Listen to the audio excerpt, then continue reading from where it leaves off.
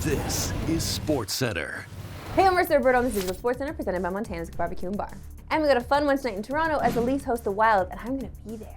And Auston Matthews challenge accepted, but we're going to get to that later in the story. Both teams come into this one with the same number of points through 50 games. But Toronto's in first in the Atlantic, while Minnesota's in third in a really tough Central. Let's start with the Wild side of this matchup, because they've been reeling lately. They're 4-6 in their last 10, and are without MVP candidate Kirill Kaprizov. And he's not coming back anytime soon. He had 23 goals and 52 points in just 37 games, which is good for fourth in the league in points per game, which really makes this a tough injury. And without him, the Wild's depth will really need to step up. And fortunately for them, a couple of their young stars have been doing just that. Matt Boldy is rolling, with 5 goals and 14 points in his last 11 games, while Marco Rossi has basically been a point-per-game player over his last 28. Speaking of points-per-game players, the Leafs basically have 4 of them, and to no one's surprise, it's their big 4. Mitch Marner is 10 points off the league lead, and he's rolling with 15 apples in his last 11. And you know I love Marner, and I love when Marner proves how good Marner is, and I want to hear it in the comments about playoffs. We're not there, okay? And speaking of apples, although not really assists, but you'll see what I mean in a second, Captain Auston Matthews is scoring goals by the bushel. That was really cheesy. I did not write that line. I don't know, you could have said something about baking a pie.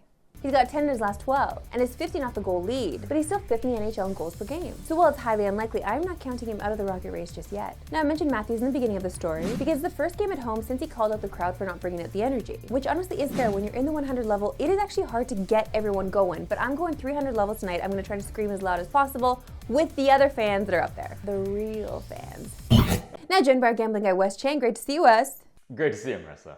Okay, Wes, the Red Hot Raps have won 6 of their last 7, are you kidding me? And are actually laying 6.5 tonight against the lowly Wiz. But with how good the Raps have been doing lately, it's that total of 231.5 that's caught my eye. So please talk me out of a Raps and the under parlay. No, I'm not going to talk you off that. I think you're actually onto something.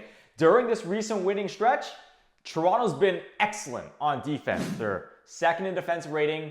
They allow the 4th fewest points in the paint, 4th fewest second chance points, 6th fewest points on the fast break.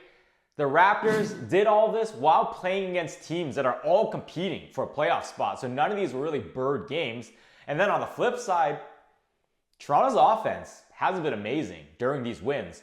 So I think those two things combined actually sets up for that total to be something to go after. So hey, shout out to you. I think you got a good one there.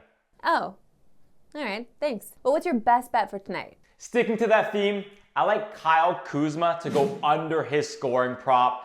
If you look at how FanDuel has traditionally handicapped Toronto's defense, they obviously think of them as below average, but if you buy this winning stretch of late, then this is a great opportunity to go after a guy like Kuzma.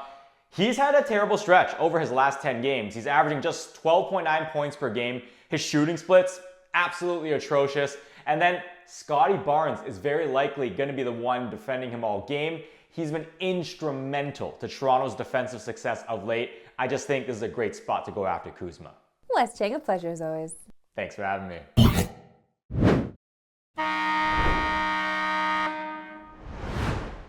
In honor of the Kruger Big Assist being back for its 5th year and proudly committing $1 million to help hockey become more accessible and inclusive for Canadians, we're going to be taking a look at the best assists on the ice last night in the Big Assist Spotlight. Here he's McKinnon. McKinnon walks in, throws it across, on his butt, he scores! Arturi Lehkonen, what a year he's having. Jared Bednar makes the subtle change, puts Lehkonen with Natchez and McKinnon. Lehkonen gets his 21st goal of the year. The finish was crazy, but oh my god, that assist, are you kidding me? We're now joined by Marie-Philippe Poulin, who is one of the 5 ambassadors for the Kruger Big Assist program. Thanks so much for joining us. Thanks for having me. How did you become involved with the Kruger Big Assist program? Honestly, when it comes to hockey, just being involved, being able to give back to family, to kids, being able to help them play hockey, there's no better feelings than that. So honestly, such a great cause and very happy to be part of it. All 5 of the pro hockey players in this campaign are representing a region. Of course, you're representing Quebec, so what makes hockey in Quebec so special? Honestly, it's just special. We have cold winters, being able to play outside in the rinks all across Quebec. It's always very fun. And honestly, since we're kids, we have hockey in us. And honestly, being able to play hockey at such a young age, helping families, been pretty fortunate. So being able to give back, there's no better ways. When it comes to hockey players getting it done in the clutch, you were arguably the best ever. Which golden goal for you was the most special?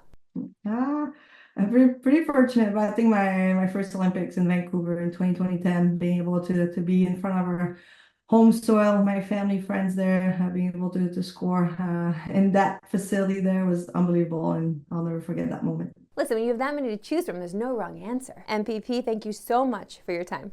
Thank you. Reminder to everyone, you can nominate a minor hockey association and they could win $100,000. Canadians can now go online to nominate deserving minor hockey associations until February 10th. The Canadian public will vote for the grand prize winner in April. Also until Februally 28th, Canadians can buy specially marked Kruger product packs and score a tube to show off your support of the power of an assist on and off the ice. Time now for my favorite segment, and yours, Why We Love Sports Today.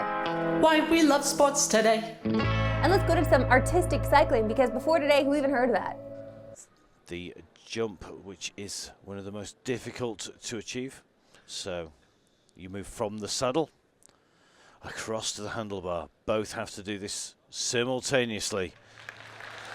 Very smooth and very close together. In fact, the move named after the national coach of Germany, who's watching from the sidelines. Again, with these kinds of videos, like, how does one get into this? You just became really good at popping wheelies and then decided, I'm going to stand on my seat.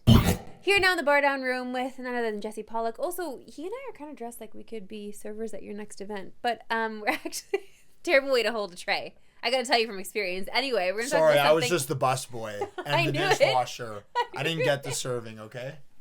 You didn't graduate. But you actually are an incredible skier. I got to witness that firsthand. When we went to Blue Mountain last year, what did we go there for, Jess? That's bold. I'd say I'm a good skier. Thank you. I'm flattered. So we went for something called 24-Hour Blue Mountain, which is an event that raises money for Special Olympics Ontario. And essentially, you form teams and you see how many runs, it's the same run, how many you can complete in a 24-hour period. So you have some people who are sleeping during it, some people that are awake, and you're literally switching off as the night goes. And it gets really intense. People are zipping down the hill. I mean, the bar down team didn't exactly finish too well, but... Well, there was only one or two of us who were actually going down. The rest of us, here's the thing, you can form a team, and only a couple people really have to ski. The rest of you can just après if you want. I was having a little après with Julia the whole time. I mean, we were just hanging out, really, and watching you guys do your thing. Yeah, look, some teams take it a little more seriously than other, but at the end of the day, like, it's still raising money for a great cause. You can go, as Mr. said, you can just chill. You could get some food, meet people. Like, it's a really, really good time. So and much fun. Again, when you're raising money for Special Olympics anywhere, it's just a really great feeling. So I think if you're looking to spend an amazing weekend together, it's the February 21st, 22nd, 23rd weekend. I think it starts on the 22nd, will end on the 23rd. That's right. You just get there on the 21st, so you're ready to go for the next day. You kind of meet the rest of the competitors if you want to, hang out with the people that you brought, start a campaign page. But if you can't make it, that's okay too. You can also just contribute if you'd like. Just send a donation. Yeah, exactly. So I would say, like, definitely look into joining this with your friends. It is a marvelous way to spend a weekend. We had a blast last year. So... yeah, sign a team up, raise some money for a great cause, and it will be memorable. I guarantee it. And if you're competitive, maybe get to the top of the leaderboard, you will win a trophy. There will be prizes. And if you're not, just listen to some fun house music at the bottom of the hill, wear some bright clothing, you'll have a blast. We will see you at Blue Mountain, hopefully, on the 21st weekend. That's it for me today. We'll see you at Pick It tomorrow, 3 Eastern, no Pacific. Have a good one.